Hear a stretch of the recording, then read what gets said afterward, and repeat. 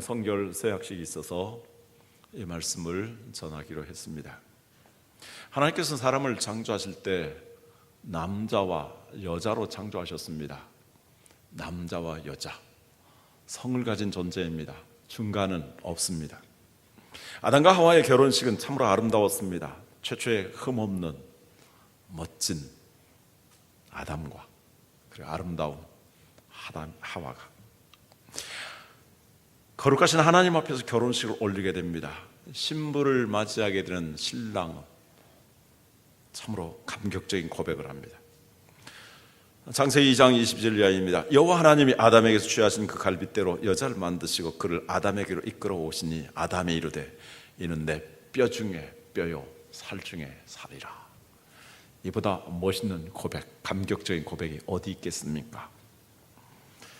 하나님께서 친히 주례를 맡으시고 복을 주셨습니다. 창세기 2장 24절 이하입니다. 이러므로 남자가 부모를 떠나 그의 아내와 합하여 둘이 한 몸을 이룰지로다. 아담과 그의 아내 두 사람이 벌거벗었으나 부끄러워하지 아니하니라. 정말 이 세상에서 가장 완벽한 주례사의 말씀을 하나님이 하셨고, 그리고 이들은 성결하고 순결하게 이렇게 부부로 사랑하며 살게 되었습니다. 이처럼 결혼은 성숙한 한 남자와 한 여자가 만나서 둘이 연합하고 같은 소망, 같은 비전, 같은 뜻을 가지고 살아가는 것입니다. 하나님께서 창조하시고 하나님께서 짝지어 주셨습니다. 하나님께서 주례하셨습니다. 하나님께서 복을 주신 이 결혼, 아담과 하와는 참으로 성결하였고 순결하고 또 그 안에서 행복하게 살았습니다. 그러나 인간이 타락한 다음에 모든 것이 오염되었습니다. 사람의 마음이 오염되었고 특별히 성적으로 더욱 타락하고 오염되었습니다. 예레미야 17장 9절 10절 말씀입니다. 같이 읽습니다. 만물보다 거짓되고 심히 부패한 것은 마음이라. 누가 능히 이를 알려마는. 나 여호와는 심장을 살피며 폐부를 시험하고 각각 그의 행위와 그의 행실대로 보응하나니. 인간이 얼마나 타락했느냐면 성적으로는 동물보다도 더 타락한 면이 있습니다. 동물들은 적어도 성폭행이나 성추행을 하지 않습니다. 성매매와 같은 일도 하지 않습니다. 원조 교제와 같은 것도 하지 않습니다. 성을 예술이라고 말하지도 않습니다. 오늘 우리가 살고 있는 사회에는 쾌락과 음란의 전시장을 방불케 합니다. 성에 대한 자유를 강조합니다. 성을 예술로 이렇게 이야기하고 있습니다. 이러한 미명 아래서 온갖 음란한 일들이 벌어지고 있습니다. 성에 대한 원칙이 파괴되어 가고 있습니다. 남녀에 대한 구별이 모호해져 가고 있습니다. 성전환 수술을 하고 성전환 수술을 하면 성을 바꿔주기도 합니다. 동성연애와 동성결혼이 법적으로 합법화된 나라들이 점점 더 많아지고 있습니다. 결혼의 신성함이 사라져가고 있습니다. 프랑스에서는 결혼 신고하지 아니하고 생활하는 사람이 50%가 넘습니다. 프랑스 총리가 유명 연예인이라고 외도를 하다가 발각되었습니다. 우리나라 같으면 그래도 아직 동방 예의시국의 전통을 이어받았기에 더 이상 총리직을 수행하기 어려울 것입니다만 총리는 별로 부끄러워하지 않습니다. 그리고 국민들도 이것은 개인의 사생활이니 대수롭지 않게 여기고 있습니다. 이제 결혼이라는 개념도 모호해지게 되었습니다. 그래서 이혼이라는 말도 모호하게 되었습니다. 우리나라 이혼율은 세계에서 최고의 수준에 이를 만큼 심각합니다. 이처럼 부끄러움을 자랑하는 이 시대에 하나님께서는 하나님의 자녀들만은 이 세상에서 거룩하게 그리고 빛의 자녀들답게 살라고 말씀하고 있습니다. 에베소서 5장 8절 이하의 말씀입니다. 너희가 전에는 어둠이더니 이제는 주 안에서 빛이라. 빛의 자녀들처럼 행하라. 빛의 열매는 모든 착함과 의로움과 진실함에 있느니라. 주를 기쁘시게 할 것이 무엇인가 시험하여 보라. 너희는 열매 없는 어둠에 대해 참여하지 말고 도리어 책망하라. 그들이 은밀히 행하는 것들은 말하기도 부끄러운 것들이라. 그러나 책망을 받는 모든 것은 빛으로 말미암아 드러나나니 드러나는 것마다 빛이니라. 14절 같이 있습니다. 그러므로 이르시기를 잠자는 자여 깨어서 죽은 자들 가운데서 일어나라. 그리스도께서 너에게 비추시리라 하셨느니라. 너무나 어두운 세상입니다. 은밀히 행하는 부끄러운 일들이 아주 많아지고 있습니다. 그러나 하나님의 자녀들은 그러한 사람들 가운데서 일어나서 빛의 자녀들이 되라. 그래서 모든 착함과 의로움과 진실함 가운데서 살아감으로 인하여서 하나님을 기쁘시게 하고 이 세상에 빛이 되어라고 말씀합니다. 성에 대한 하나님의 계획은 합법적인 결혼 관계 안에서만 사용해서 부부 상호의 아름다움, 하나됨, 그리고 거룩한 생명을 탄생케 하는 것입니다. 성은 생육하고 번성하는 데에서 하나님이 사용하시는 방법입니다. 그러므로 성의 순결은 생명처럼 지켜져야 합니다. 피는 다른 사람들에게 나눠줄 수 있습니다. 그래서 그 고귀한 헌신을 생각하며 헌혈이라고 말합니다. 장기는 이식할 수도 있습니다. 내 장기를 떼어서 약한 사람에게 줄 수도 있고, 또 사망한 사람에게서 장기를 취하여서 몸이 약한 사람들에게 이식할 수도 있습니다. 참으로 거룩한 일입니다. 그러나 성만은 이렇게 나누어 주거나 바꿔 쓸 수가 없습니다. 왜냐하면 성은 사람의 생명을 결정하는 것이기 때문입니다. 옛적에 그래서 우리 선조들은 이렇게 성인식을 가질 때에 여자분들에게 은장부를 주었습니다. 성폭행을 당해서 치욕을 당할 때, 성폭행을 당해서 자기도 어찌할 수 없는, 원치 않는 임신하게 되었을 때에 그 치욕을 자결함으로써, 그리고 미래에 태어날 수 있는 그 아이의 불행을 막기 위해서 차라리 자결을 택하였던 것입니다. 이처럼 성의 순결은 생명처럼 지켜야만 하는 것이었습니다. 오늘 성경은 이 성과 관계에서 우리에게 말씀을 하고 있습니다. 첫째는 성결하라. 오늘 성경에서 강조하고 있는 몸이 있습니다. 이 몸은 단순한 육체가 아니라 영혼을 담는 그릇으로서의 몸이라고 말하고 있습니다. 히라브로 육체는 사르스라고 합니다. 동물과 똑같은 신체입니다. 그러나 몸이라고 말했을 때는 소마라는 단어를 쓰는데, 그 소마는 영혼을 담는 그릇이라는 의미를 가지고 있습니다. 그래서 고린도전서 6장 19절 20절 보면, 너희 몸은 너희가 하나님께로부터 받은 바 너희 가운데 계신 성령의 전주를 알지 못하느냐. 너희는 너희 자신의 것이 아니라 값으로 산 것이 되었으니 그런즉 너희 몸으로 하나님께 영광을 돌리라. 몸이라는 단어를 씁니다. 우리 성도님들, 우리 학생들, 우리 몸이 얼마나 귀한 줄 아십니까? 전에도 건강한 자아상에 대해서 말씀을 했는데, 오늘 성경 말씀에서 우리 몸이 정말로 귀하다는 것을 네 가지로 설명하고 있습니다. 첫째, 하나님께서 만드셨다라고 말씀합니다. 하나님께서 인간을 만드실 때는 동물들과 달리, 동물들은 하나님께서 흙으로 그 육체를 빚어서 만들었습니다. 그러나 인간에게는 그 코에 생기를 불어넣으셔서 영혼을 가진 존재로 만드셨습니다. 그래서 사람의 몸에는 하나님께 창조하신 영혼이 있습니다. 그래서 우리 몸은 영혼을 담는 그릇이 된 것입니다. 사람의 안면을 가리켜서 얼굴이라고 합니다. 이 얼이라는 말은 영혼을 가리킵니다. 그래서 굴은 그 틀을 가리킵니다. 그래서 사람의 얼굴은 영혼을 드러내는 거울이라는 뜻을 가지고 있습니다. 사람 얼굴을 비하시킬 때 화상이라는 말을 씁니다. 아주 안 좋은 말입니다. 그러나 얼굴이라는 말은 영혼을 드러내는 아름다운 거울이라는 그러한 뜻을 가지고 있습니다. 만약 사람에게서 얼이 떠나게 된다면 더 이상 그 얼굴이라고 하지 않습니다. 그래서 사람이 죽으면 바로 얼굴을 덮습니다. 그리고 부패해 갑니다. 화장하거나 매장을 해야 합니다. 왜냐하면 영혼이 떠났기 때문입니다. 건물을 짓다가 오랫동안 방치해서 아주 으스스한 폐허가 된 그런 건물이 있습니다.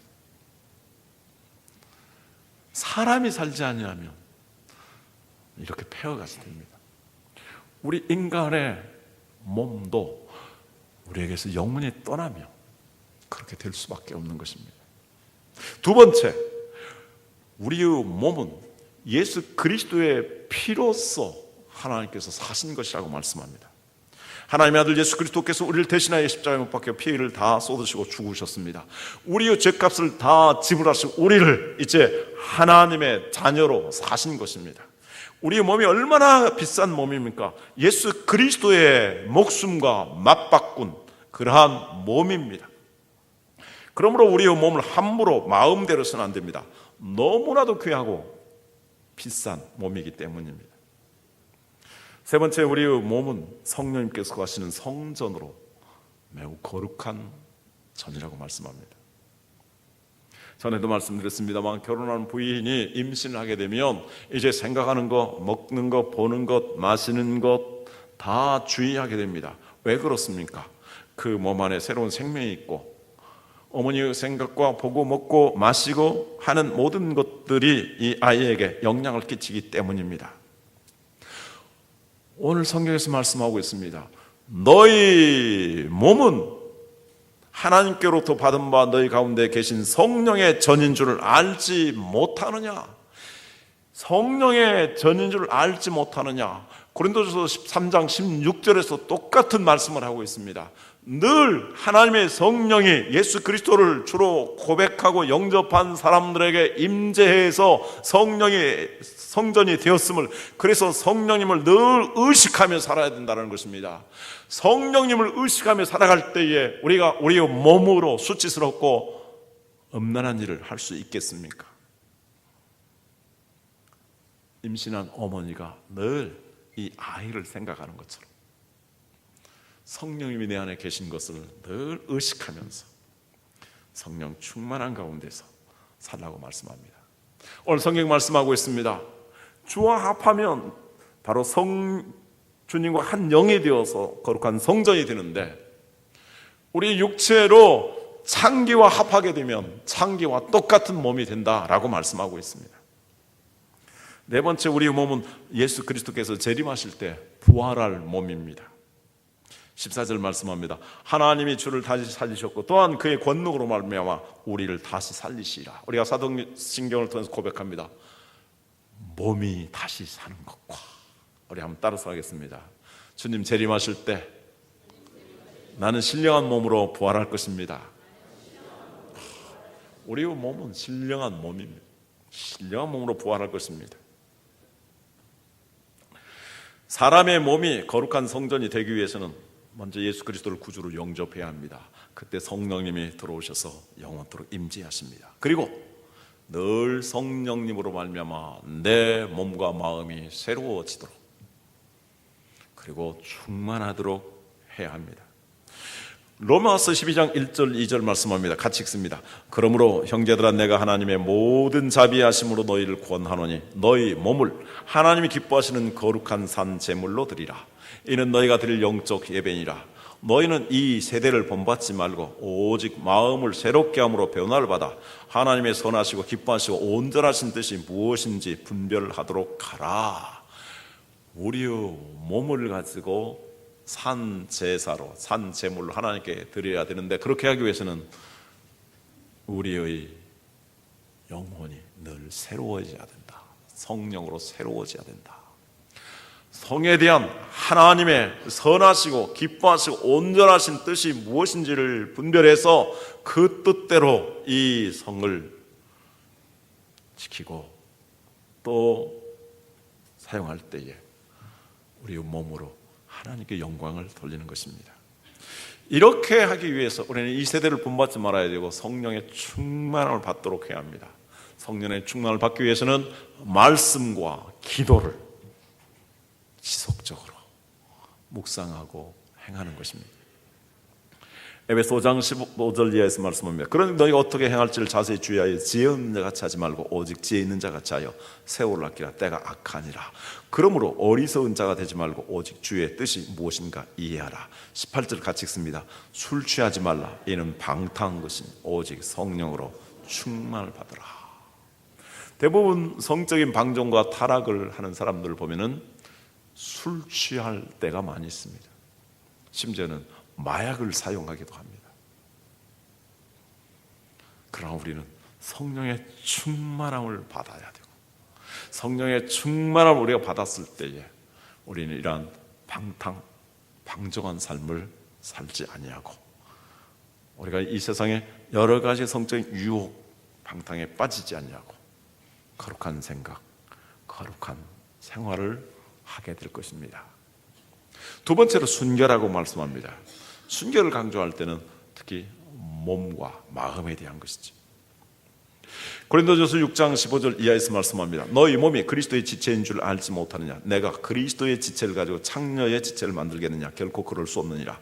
창녀와 합하는 자는 그와 한 몸인 줄 알지 못하느냐? 일렀을 때 둘이 한 육체가 된다 하셨나니 주와 합하는 자는 한 영이니라. 음행을 피하라. 사람이 범하는 죄마다 몸 밖에 있거니와 음행하는 자는 자기 몸에 죄를 범하느니라.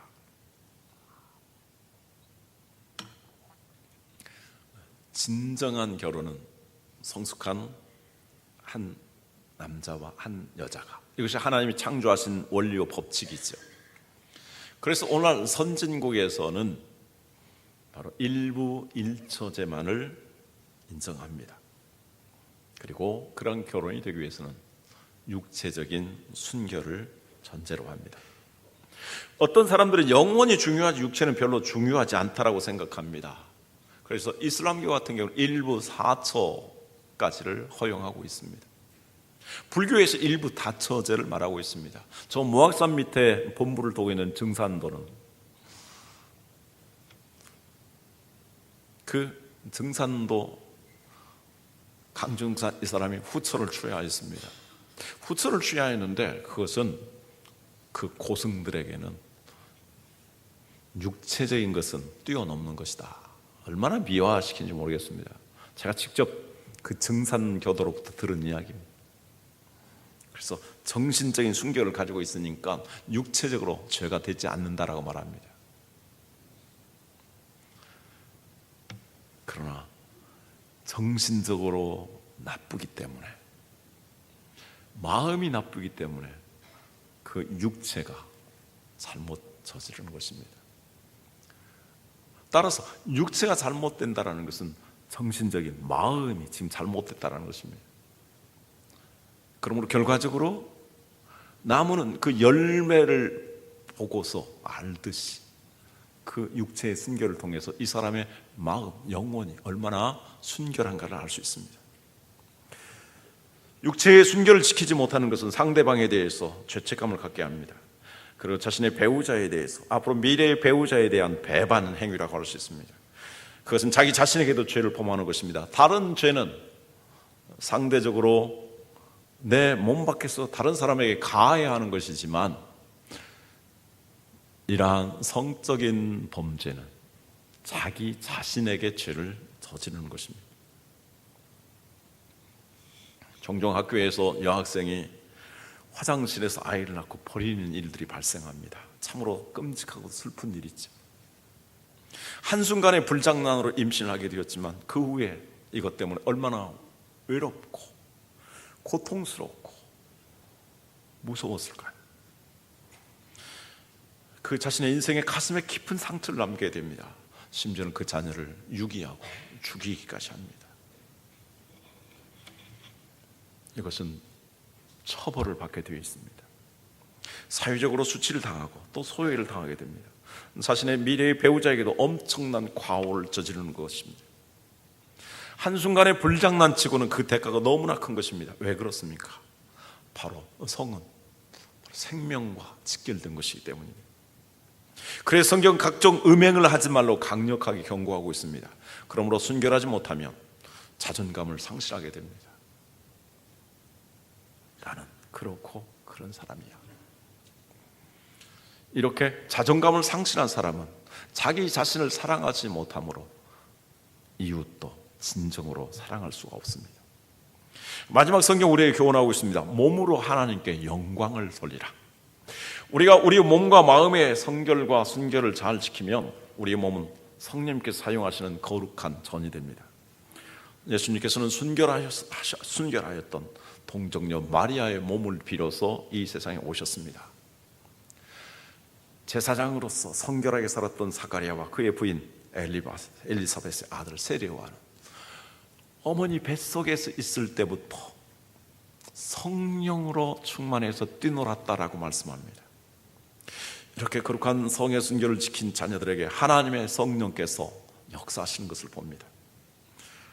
너무나 성적으로 방탕하여 어두운 시대에는 성의 순결을 지켜나가기만 해도 이 세상에 빛이 됩니다. 칠흑같이 어두운 밤에는 조그만한 촛불도 아주 귀하고 또 환하게 주변을 비춰줍니다. 그렇듯이 그리스도인들이 타락하고 음란한 세상에서 순결을 지켜나가게 되며 고고한 아름다운 자태를 드러내게 될 것이며, 그리하여 자신의 몸을 성결하게 하고 순결하게 관리하여 이것으로 하나님께 영광을 돌리게 되는 것입니다. 마지막으로 로마서 13장 말씀을 읽도록 하겠습니다. 로마서 13장 11절에 14절 제가 읽습니다. 또한 너희가 이 시기를 알거니와 자다가 깰 때가 벌써 되었으니 이는 이제 우리의 구원이 처음 믿을 때보다 가까웠습니다.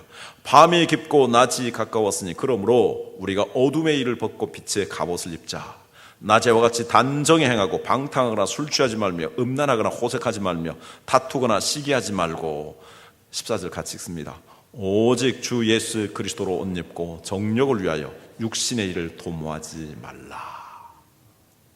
이 말씀은 사도 바울이 로마에 있는 그리스도인들에게 주신 말씀입니다. 당시 로마는 세계를 점령하면서 힘 있는 사람들은 축첩을 일삼았습니다. 성적으로 방종하고 타락했습니다. 얼마 전에 폼페이 최후의 날이라는 영화가 만들어졌는데, 폼페이 화산이 폭발하여서 그 화산재에 묻힌 사람들의 모습을 봤을 때 얼마나 성적으로 타락했는가를 여실히 보여주고 있습니다. 그러한 타락한 시대, 로마가 결국 망한 이유 중에 결정적인 것은 이 성적인 타락, 도덕적인 붕괴였습니다. 그러한 세상 가운데서 그리스도인들에게 이렇게 술 취하지 말고 음란하지 말고 호색하지 말고 다투거나 시기하지 말라라고 말씀합니다. 네, 이 말씀이 오늘 우리에게 더욱 실감나게 감동을 주는 것은 이 말씀을 들었던 어거스틴이 변화해야 됐다는 사실입니다. 어거스틴은 10대 때에 사생활을 낳을 만큼 방탕한 삶을 살았습니다. 그런데 믿음의 어머니 모니카가 그를 위해서 눈물겹게 기도했습니다. 어느 날 밤늦게 이렇게 방종을 일삼고 돌아왔을 때 그 어머니가 기도하는 모습을 보고 그 기도의 소리를 듣고 이제 자책하기 시작합니다. 그런데 어느 날 그가 길을 걷다가 한 소녀가 읽는 성경 구절을 듣게 되는데 바로 이 말씀이었습니다. 술 취하지 말고 음란하거나 호색하지 말라. 그 말씀이 그에게 꽂혔습니다. 그리고 그는 회개하기 시작했습니다. 지난날 과오를 철저히 회개했습니다. 그리고 그는 하나님의 은혜를 구했습니다. 하나님, 다시는 그렇게 살지 않게 해 주십시오. 이렇게 기도하고 말씀 읽고 살면서 점점점 그가 성화되어 나갔습니다. 나중에는 그가 아시시의 성자라고 불려지게 되었습니다. 그래서 그의 이름을 오늘날 성 어거스틴이라고 말합니다. 성경을 정경으로 인정하는 데 있어서 그는 최고의 의장이었고 당시에 최고의 영적으로 밝은 지도자가 되었습니다. 인간은 실수할 수 있습니다. 성적으로 과오를 저지를 수 있습니다. 그러나 예수 그리스도께서는 우리의 과오와 우리의 실수를 회개하면 다 용서해 주십니다. 철저하게 우리 자신을 살피고 회개해서 하나님의 도우심을 구해서 우리가 거룩하게 우리 몸으로 하나님께 영광을 돌리며 살 수 있기를 바랍니다. 우리 자녀들에게 축복의 근원이 되기를 바랍니다. 우리의 자녀들도 이 거룩한 하나님 말씀 의지하여서 성경의 순결을 지켜나감으로 인하여서 이 세상의 빛이 되기를 바랍니다. 하나님의 자녀답게 살기를 바랍니다. 하나님이 복 주시는 경건한 배우자를 만나기를 바랍니다. 그래서 행복한 가정을 이루고 복된 가정을 이루고 믿음의 대를 이어나가며 믿음의 가문을 이어나가면서 하나님께 큰 영광 돌리기를 주님의 이름으로 축원합니다. 기도하겠습니다.